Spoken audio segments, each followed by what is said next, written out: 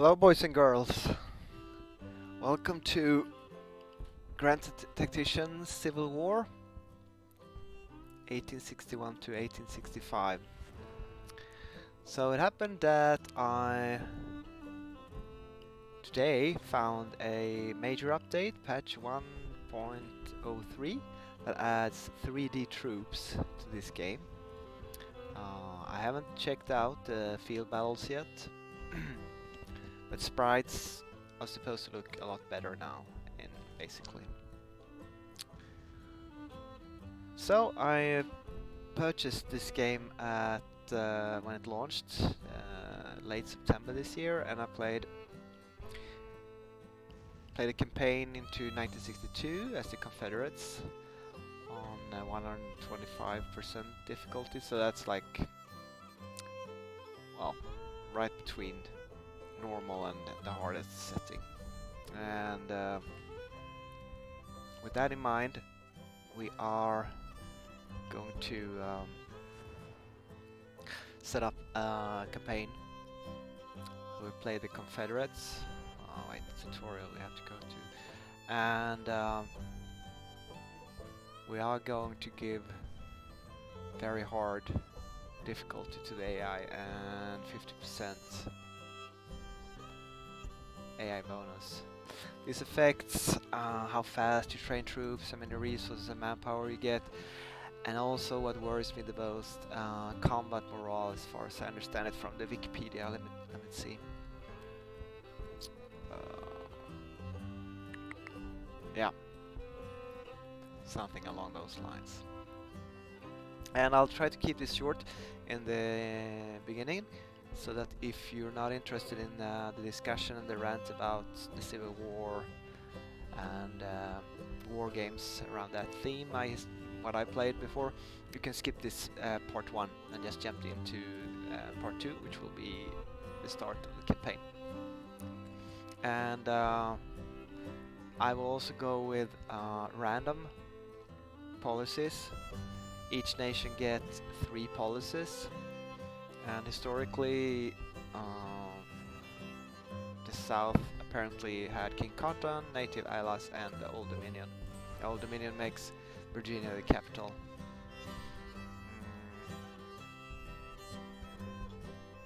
Right, is this random? Is that for the North then, for the AI? I think it is. I decided to go with random policies for the North. I already have made a save of the setup. I just wanted to show here what we're gonna play with, and I'm going to try to play as much as no saves, use Ironman. Obviously, if I make a mistake, if we have a crash, if I don't understand the system and everything messes up, we will go back to save. But just because I lose the battle or the war, we are not going to save scum. So that's the Ironman part of it. There isn't an Ironman. I just realized there isn't a multiplayer version of this. I think that would be the best way to play this game, I suppose, with someone that has a lot of time. I felt that when I stopped playing my first campaign on 25, I think, AI bonus, I was on the way to kind of win the war, even though that's about it for the settings. So now I will go over and discuss what I think about the game. I will also describe my relations to the American Civil War, a bit about how I will handle politics and ethics and slavery, etc. I will not. This will be a war game stream or recording, and it will be non-political. It will be we just focus on the game part. Excuse me. Okay, so the game. Well, maybe I should discuss this when I am in the game. We could start this up, I suppose, just so I can show you the interface. It's a fun little game. Um, it is a strategic game. It's not an operational game, so it's the entire war. It has a strategic map where you build your own armies and you assign your own leaders, and you train troops, brigades gain experience, and all that's fun. And then the battles are fought not by odds ratios. Oh, we have to skip this. I believe this government cannot endure permanently half slave and half Yeah, you free. can watch this if you want to. I'm sure there are other videos online if Abraham you want to just Lincoln, check June the. 16, Uh, 1858. yeah, it has a nice feeling to it. A little bit of Chapter 1. videos and chapters, A etc. house divided. I wonder if the game volume is too low. I don't know. The American Civil War. So it has a good immersion to it. I have to say that. Thousands I upon like these thousands of Americans cutscenes turned and against one small another. short videos and background, etc. But anyways, uh, the game. This is cool. It's like a paper map, and if you scroll in, you go down and you have to go down all the way to here, and then you have your troops, your forts, and your armies and your navies on the map.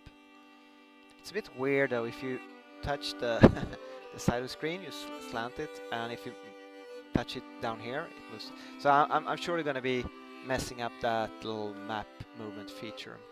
Um, but if you move an army into the vicinity of an enemy army, they will fight or siege or engage each other. So you basically just right click and it picks its own route. I think you can shift click and give it multiple waypoints. So the campaign starts in February 23rd, but I will start a save in April when the war starts, because it's basically nothing, just a couple of news updates, and I change around weapons on my brigades and a couple of leaders, and then did some research. So strategy is just an overview. You can see all the different. You can't do anything here. You can just see how how the war is going. Military. Here you have all your armed forces, which are very few in the beginning, but you have corps, and later on you'll get armies, and then you have individual, brigades, and artillery battalions, which is a battalion. I think it's only it's 4 guns, so I would call it a battery rather, not even a company or a definitely not, but I guess it's called.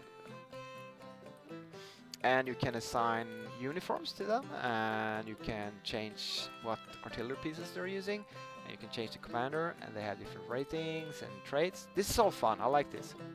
Here's the thing, though. If I were to change rifles or muskets for an infantry unit, they will not suffer any consequence. You can instantly, so basically you can move your best rifles over from the Western Theater to the Eastern Theater within minutes if there are 2 battles. I'm gonna limit myself that if I assign weapons to brigade, they will have to keep it until they upgrade it. When I set them up, I can give them new rifles, whatever I want, but then they can just upgrade to something else when it becomes available. You have fleets. I'm not gonna mess a lot with that. And here are all your officers, which is kind of fun. But I'm not gonna bore you with the first, because you can't move troops. You can. I don't know if you can recruit. And then you have finances, and it has a lot of depth to it. Look at all these different. Basically, you can't do a lot. You can set tariffs, sales tax, income tax, and corporate tax, and you can do subsidies. And at the first level, you can give 250k every year. Right now, I don't think we can do anything, and that's not a lot in the entire budget. Which is, for now, it's around 11 million. So 250k is very little. But I guess this improves For example, industry, how benefits for heavy industry, boosting productivity and profitability, encouraging expansion and establishment of new industries. This is how you research in the game, I suppose. Like if you want more industries, more weapons, which leads to... So it is a lot under the hood, as it's called, which you can see here as well in production. Look at all these nice factories in the south, but you can't even sort them here. So how do you get an overview? Like which one is my best?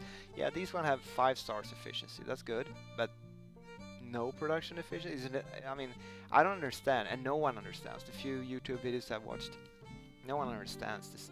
It's basically a fancy Excel sheet that do stuff, but you don't understand what it does. So all these fancy game mechanics, I'm not too impressed because you can't interact a lot with it. It's not like Victoria from Paradox, where you can like interact with every factory and put population units into them. You have goods and trades, the same here. Like you have all these pieces, you can't sort them. So you can use artillery, okay, you can't click it.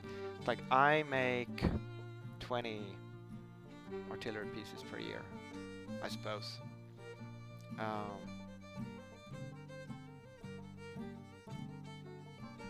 Okay, and I noticed here something. I checked. It's a bit slow here. Oh, did it? Oh.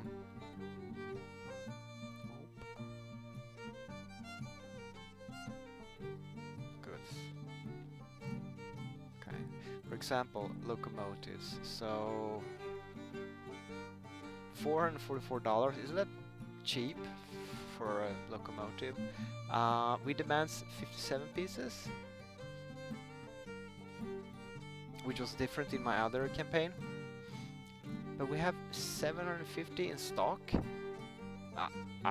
That's weird. So that's basically, well, in my other campaign it was 20 years of locomotive demand in stock. They just parked them somewhere and just that wasn't the case. I don't think the railroads were in extremely good condition in the south even before the war started. Correct me if I'm wrong in the comments. So it looks so good. I mean, I was very excited when I watched it and I found it on Steam. But all in all, since you can't do anything with all these fancy menus, the goods and trades, the production, there's only a few measly sliders in the economy, finances, the tariffs, taxes, and the subsidies. That's what you can do. Okay, so but what you can do is policies, which is basically research. So in this campaign, we had, doesn't matter, we'll check in the real campaign. And here you research different techs. I'd call them that, but they're actually policies: economical, agriculture, industry, military, and diplomacy. And I will tell you when I load up the save what I picked. But I like this. It's good. It has research. You can pick a little bit what you prioritize, but since it's pretty limited, you basically have to go down the tree and you can't really research ahead in. So about policies. Oh yeah, I'll show you which one I picked. So a bit about my American Civil War relationship. I'm by no means no expert at all, but I kind of recently got a little bit more interested in this war and campaign, and it has an interesting historical.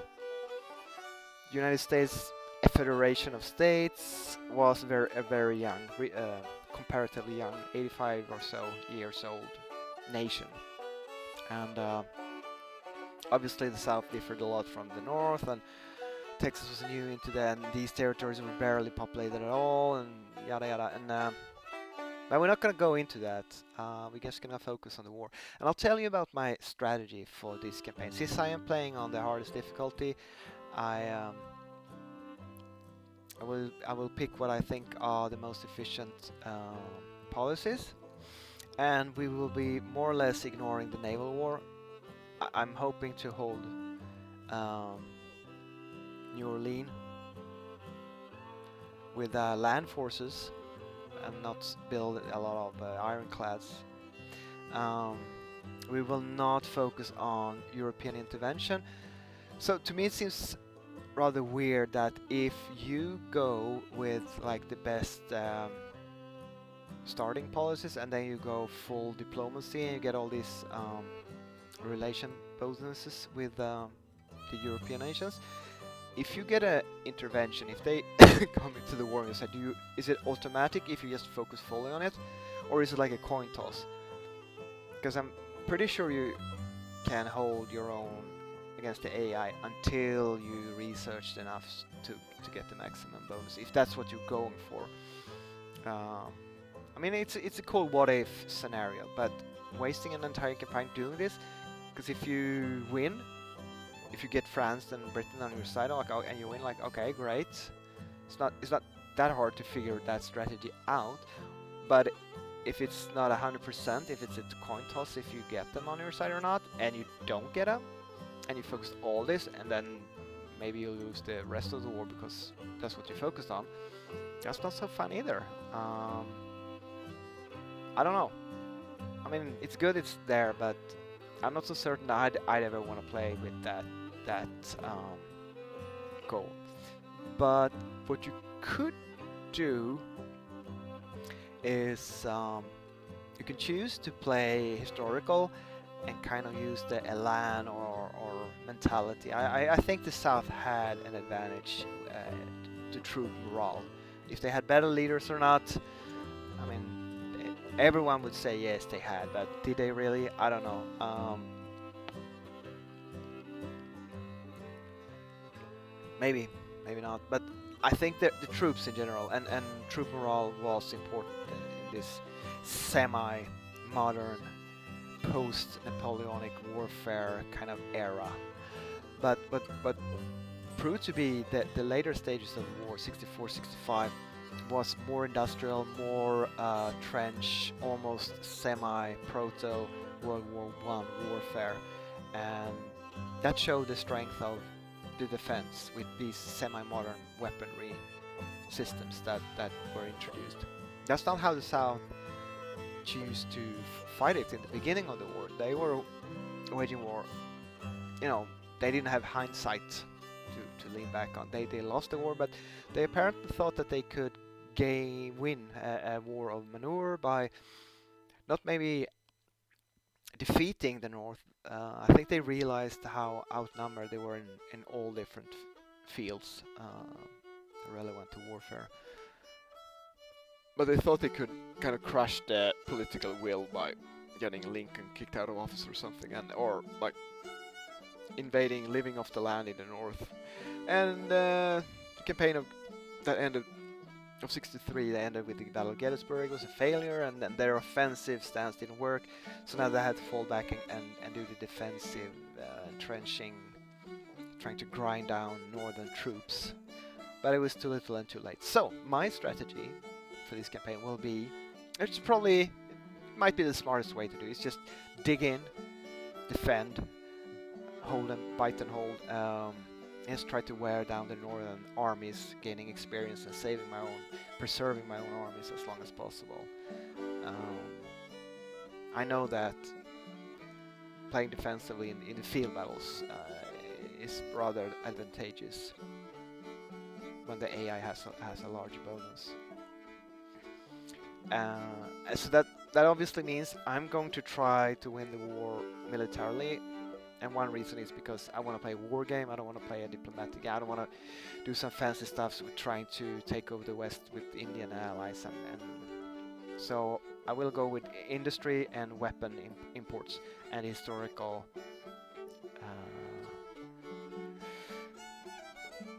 Virginia, where you move the capital to Richmond. What worries me the most is that if you put up the AI aggressiveness on max, that they will come pushing in early before the South has mobilized enough forces to stop them.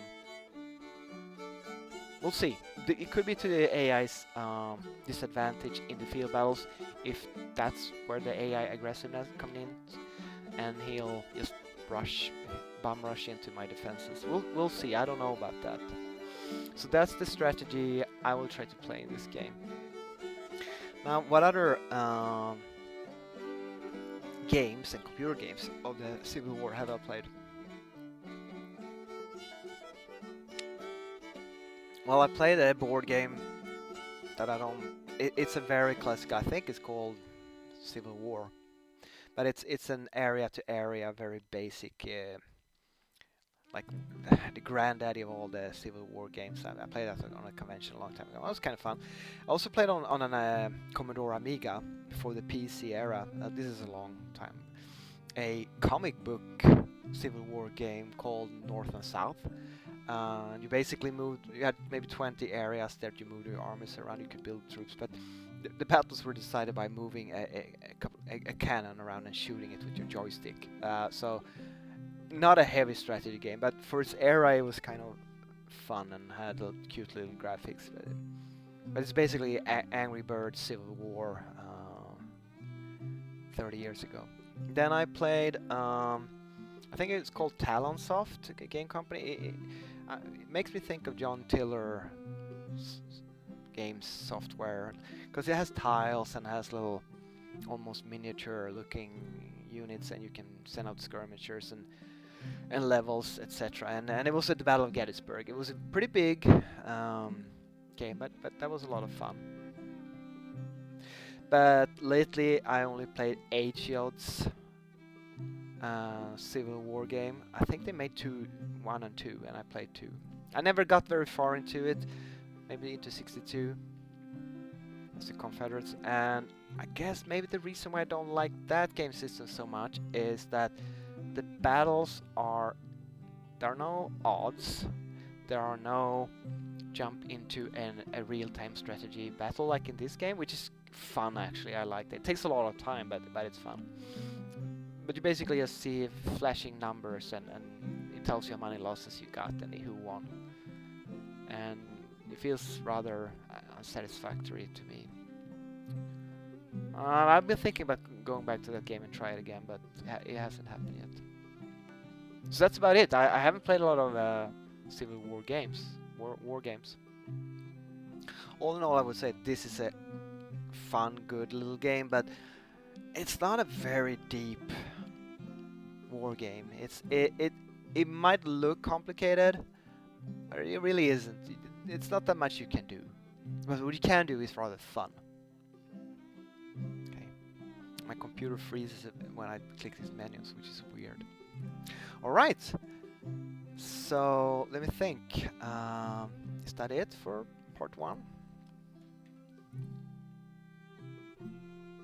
I mean, I'd love to hear comments, and I'm gonna post this on YouTube, and you're welcome with your comments if you have experience with the AI on higher difficulties. If you know anything about these menus and systems that I don't know. I feel like you have very little control over the economy, except maybe 8 sliders.